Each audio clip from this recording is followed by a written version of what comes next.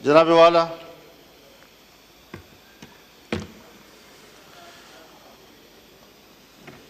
फरवरी से लेकर आज तक इस ऐवान में हम अभी तक इस सूरत हाल से बाहर नहीं निकले जब एक रुकन असम्बली अपनी ज़ात और अपनी ज़ात की दिफा तक महदूद कर दिया जाता है तो फिर वो मुल्क और कौम के लिए कोई किरदार अदा नहीं कर सकता। मैं पहले भी अर्ज़ कर चुका हूं कि हमें कुछ वक्त पब्लिक के लिए भी देना चाहिए। मैंने खैबर पख्तूनख्वा और बलूचिस्तान के अमन व अमान के हवाले से बात की थी। शायद जनाब स्पीकर आपके इलाक़ों में उसकी हसासियत का इदराक नहीं हो पा रहा अभी तक। जिन इलाक़ों में ज़रा अमन है, कुछ सुकून है, वो इसका इदराक नहीं कर पा रहे कि जो सूरत हाल आज खैबर पख्तूनख्वा में है या बलूचिस्तान में है। अल्लाह ताला इस मुल्क को सलामत रखे। हमें इस वतन की सलामती, इसकी वहदत और इसकी यकजहती अजीज़ है। ये हमारा घर है और अगर कोई हमारे घर को उजाड़ता है तो ज़रूर हमने अपने घर की हिफाजत के लिए किरदार अदा करना है।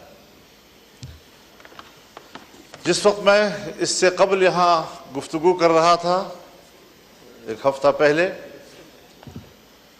आज वहाँ की सूरत हाल मुख्तलिफ हो गई है।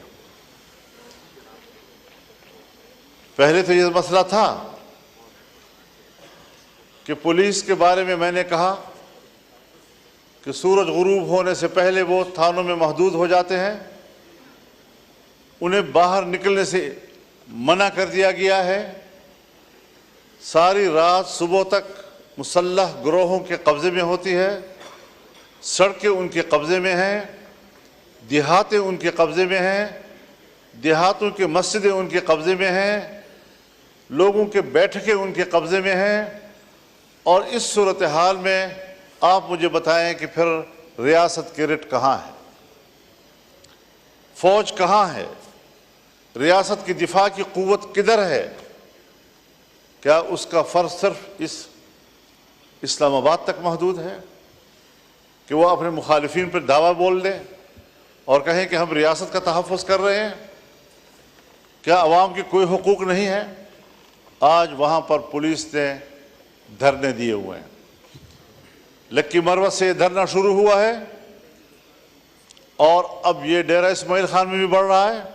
सूरत हाल वहाँ भी फैल रही है, बाजावड़ में भी चला गया है, बन्नू में भी चला गया है और मुख्तलिफ अज़ला में अगर पुलिस ने धरना दे दिया, बाईकाट कर दिया, अपने फ़र्ज़ के अंजामदही से पीछे हट गए, आप मुझे बताएं कि क्या सूरत हाल होगी? हमारी न सुनी जाए, कम से कम अपने रियासती इदारे पुलिस के तो सुनी जाए। कहाँ हम खड़े हैं? क्यों इस चीज़ का एहसास नहीं हो रहा हमारे लिए? हम लगे हुए हैं कि साहब हमारे यहाँ आईनी तरामीम की जाए, हमारे यहाँ इदारे और इदारों के बड़े वो अपने एक्सटेंशन के लिए फ़िक्रमंद हैं, अपने इदारों की इस्लाह और तक़वियत के लिए फ़िक्रमंद नहीं हैं।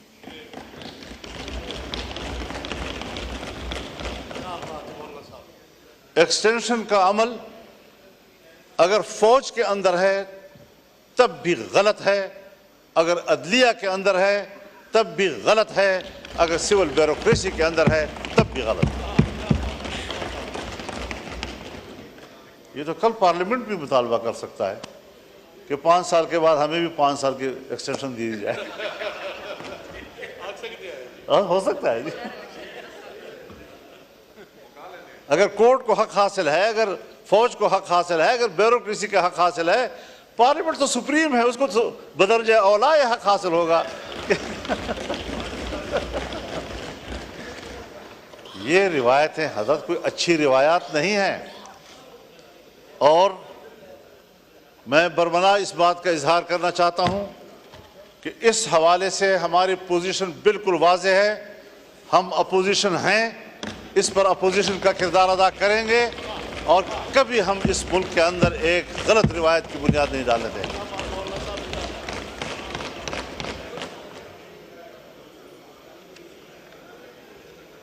जनाब स्पीकर, हम इन मराहल से गुजर चुके हैं। जनरल मुशर्रफ का ज़माना था, हम अपोजिशन में थे। LFO के ज़रिए उन्होंने सुप्रीम कोर्ट के चीफ के जज की उम्र 68 साल कर दी थी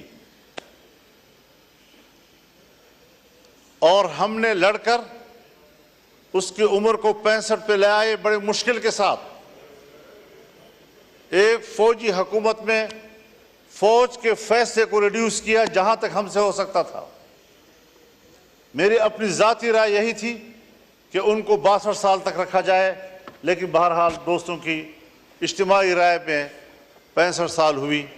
उस 65 साल के फैसले पर हमारे भाई हैं, हमारे मोहतरम हैं, पाकिस्तान पीपल्स पार्टी उस वक्त यहाँ हमारे साथ अपोजिशन में बैठी थी।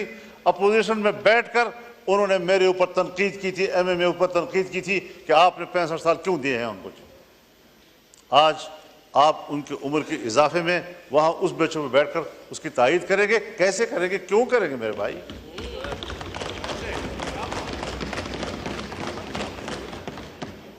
उसूल उसूल होता है, हमें कुछ उसूलों की पैरवी की तरफ जाना चाहिए। जनाब स्पीकर,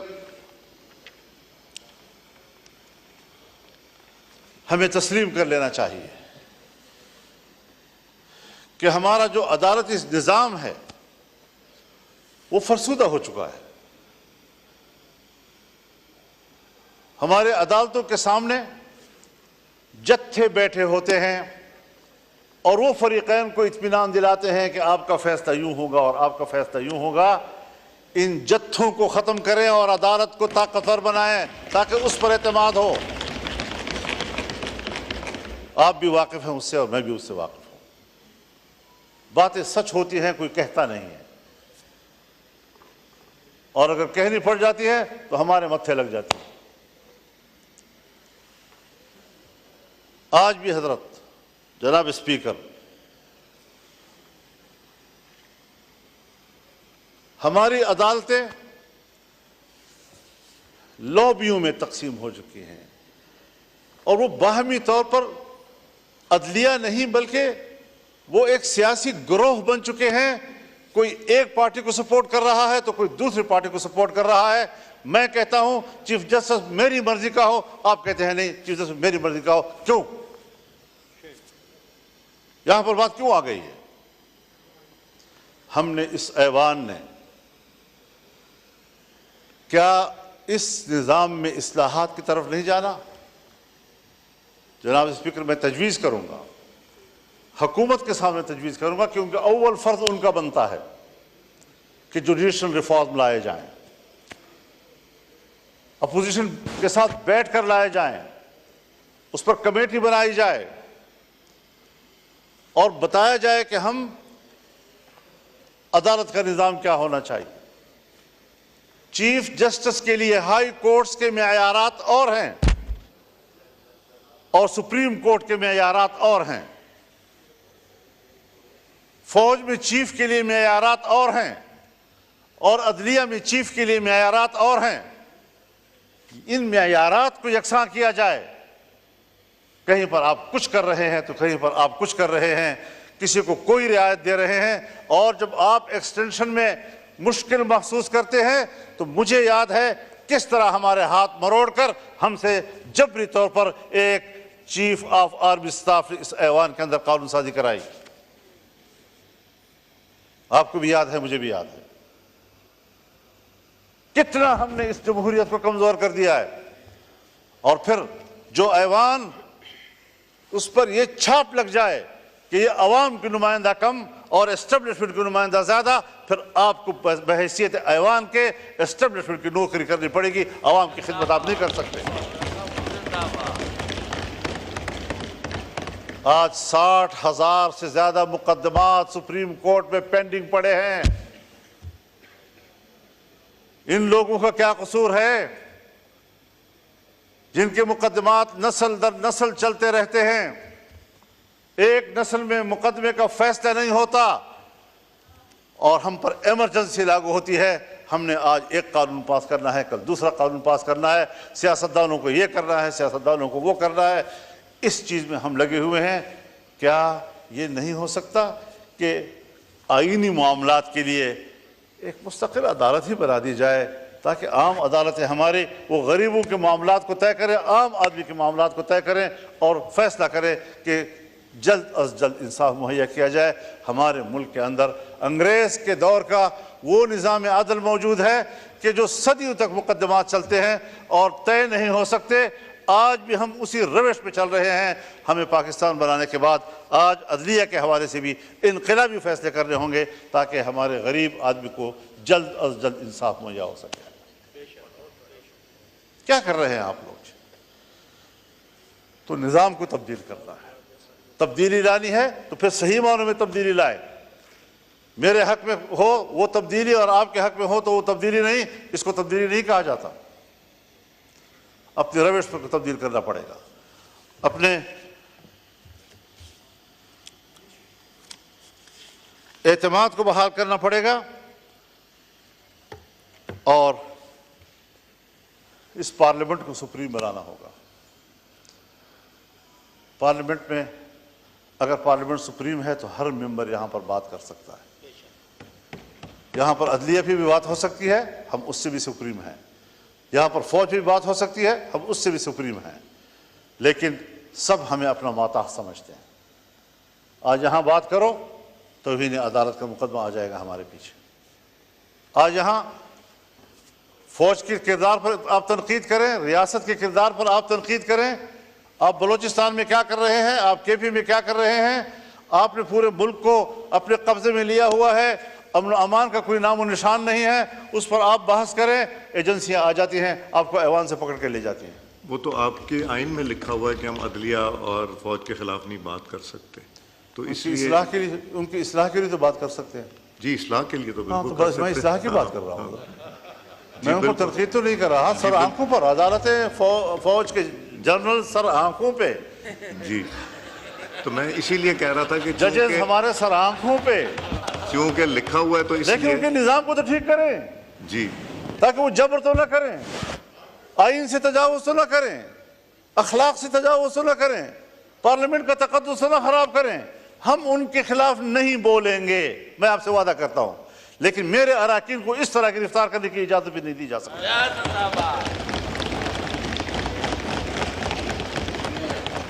आप कस्टोडियन हैं, आपने सही किरदार अदा किया है और सिर्फ ऐवान की बिल्डिंग नहीं, लॉजेस भी आपके अंडर हैं। वहां पर भी पुलिस को जाने की इजाजत नहीं होनी चाहिए आपकी इजाजत के बगैर। तो ये सारी वो सूरत हाल है। वो भी मौलाना साहब, आपको याद है कि एक दफ़ा जब हुआ था उसके बाद सब ने मिल के डलवाया था कि लॉजेस भी पार्लियामेंट का हिस्सा गिना जाएगा। तो वहाँ भी आप सही कह रहे हैं कि वहाँ भी जाने की इजाज़त नहीं होनी चाहिए और है भी नहीं। तो ये सारी सूरत हाल है।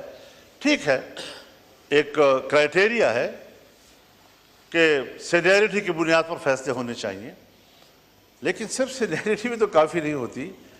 ज़रा रिकॉर्ड देखा जाए, अहलियत कितनी है उसकी, ज़रा देखा जाए फिटनेस क्या है उसकी। फौजज़दा मौजूर आदमी को भी आप कहने कि वो चीफ जस्टिस हो, चीफ ऑफ आर्मी स्टाफ बन जाए, वो कैसे हो सकता है?